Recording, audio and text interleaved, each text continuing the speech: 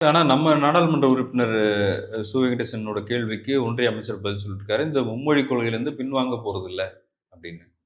இது அவங்களுக்கு இப்போ அவங்க என்ன நினைக்கிறாங்கன்னா, அவங்களோட இந்த 2026 எலக்ஷனுக்குள்ள இதெல்லாம் செய்யணும்னு அவங்க சில டார்கெட்ஸ் வச்சிருக்காங்க சார். இதெல்லாம் செய்து தான் ஆகணும்னு அவங்க வச்சிருக்காங்க. அவங்க பின் வாங்க வேண்டாம். அத வச்சுக்கிட்டோம். அதோட பின் விளைவுகள் என்னன்றது எதிர்காலம் அவங்களுக்கு காட்டும். எல்லாரும் ஹிந்தி பேசணும்னு அவங்க நினைக்கிறாங்கல்ல. இதனால என்னென்ன வரப்போகுது? பாகிஸ்தான்ல அப்படிதான் எல்லாரும் உருது பேசணும்னு சொன்னாங்க. பங்களாதேஷ்னு ஒரு நாடு வந்துச்சு.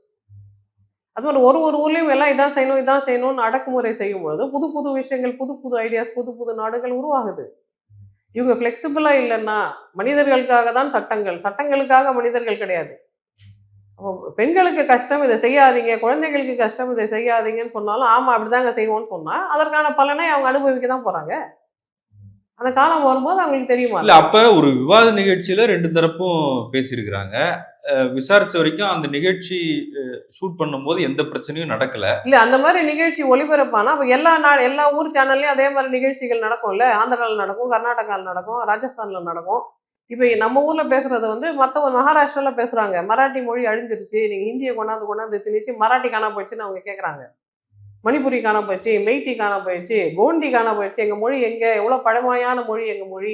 நீங்க ஏன் ஹிந்திய வச்சு அத அழிச்சிட்டீங்கன்னு எல்லாரும் கேட்கும்போது, இன்னும் போஜ்பூரி, ராஜஸ்தானி, ஆ குஜராத்தி நீங்க ராமாயணம் ராமாயணம்னு சொல்றீங்களே, இந்த ராமச்சரித்திர மானச துளசிதாசர் எந்த மொழியில எழுதினாரு? ஆவதின்ற மொழியில எழுதினாரு. ஹிந்தியில எழுதல அவரு. சமஸ்கிருதத்துல எழுதல. அப்ப ஆவுதின்னு ஒரு மொழி இருந்திருக்குதுல்ல, அந்த மொழி எங்க? அத காணோம். யாரோட மொழி? உத்தரப்பிரதேஷோட மொழி அது.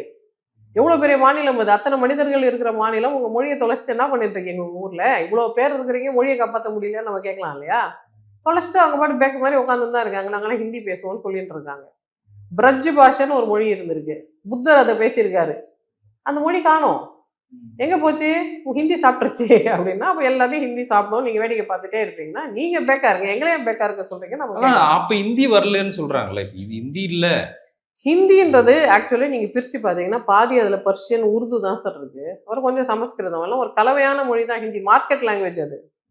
ஒரு சந்தையில எல்லா எல்லா எல்லா மொழிகளும் சேர்த்து பேசுவாங்கல்ல, அது மாரி பேசப்பட்ட மார்க்கெட் லாங்குவேஜ்.